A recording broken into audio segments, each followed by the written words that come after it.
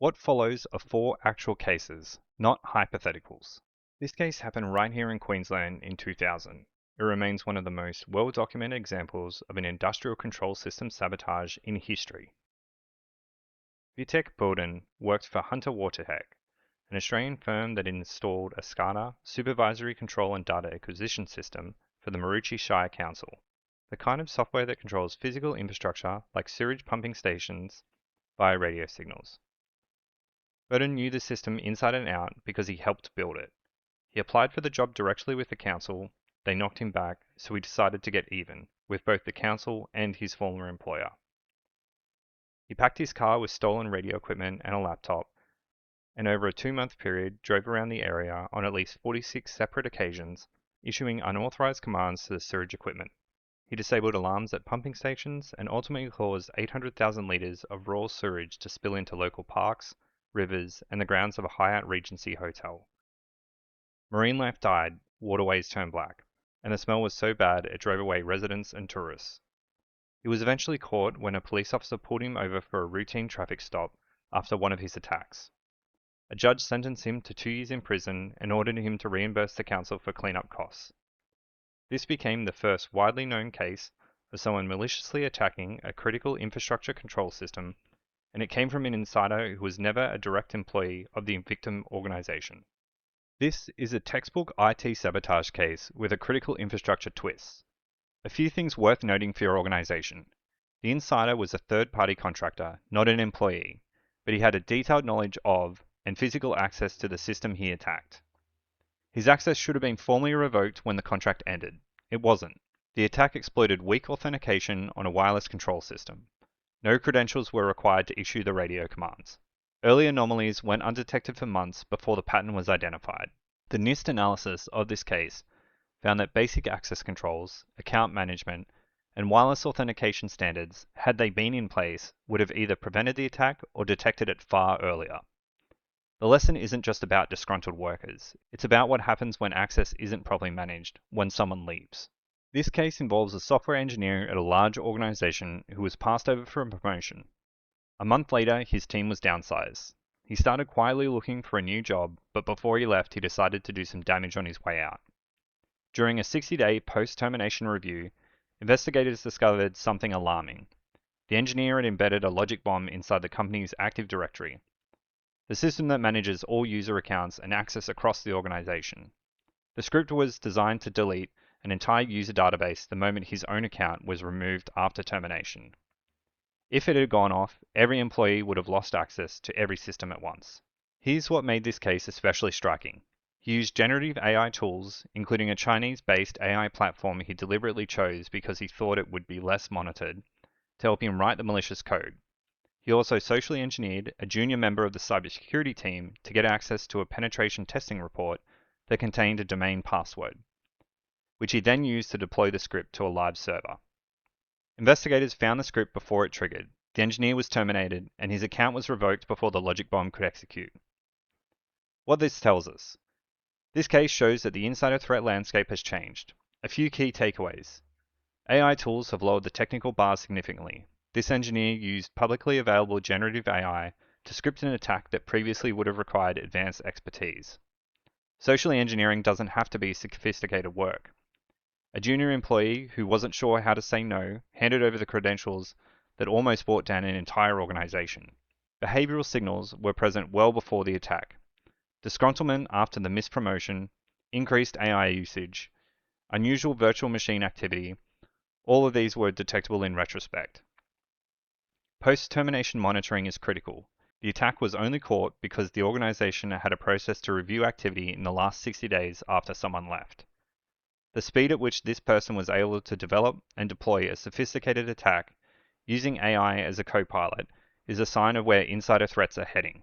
This case involves a technical network specialist at a large organization who was placed on a performance improvement plan and was likely to be let go. Rather than just resign, they spent over 40 days methodically working through every stage of a data theft operation, using almost entirely legitimate, approved tools. It started with flight risk indicators, updating their resume, browsing job boards, submitting applications.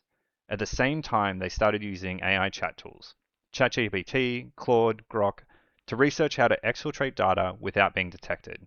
They were asking questions like, how do I disable insider surveillance technology? And what are low footprint file transfer methods?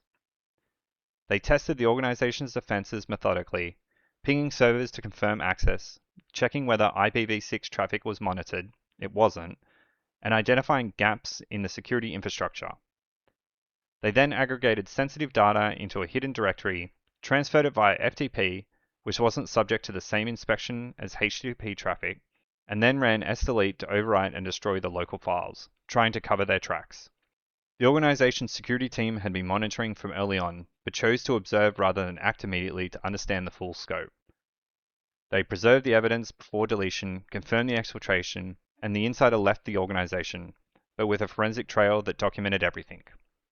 What this tells us. This case is a good example of what patient, technically capable insider can do when they have time and knowledge. Living off the land. Using approved tools in unapproved ways makes detection much harder than looking for obvious red flags. AI is being used not only to help with work, but to plan attacks. Monitoring AI chat usage and conversation content is becoming a genuine insider risk function.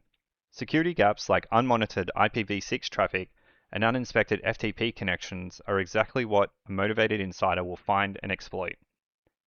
Early detection and patience paid off here.